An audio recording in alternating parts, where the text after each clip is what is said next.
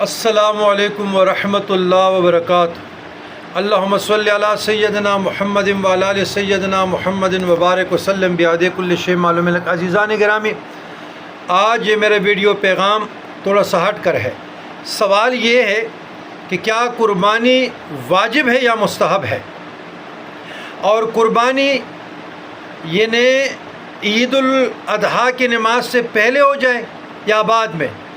کیا حاجی کے لیے قربانی واجب ہے اور امت میں مستحب ہے کوئی کرے یا نہ کرے؟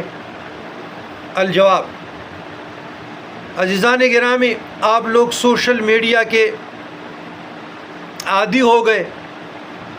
آپ نے کسی اہل تشیع عالم دین کا بیان سنا ہوگا، اہل تشیع کے نزدیک قربانی حاجی پہ واجب ہے اور بقایا مستحب ہے۔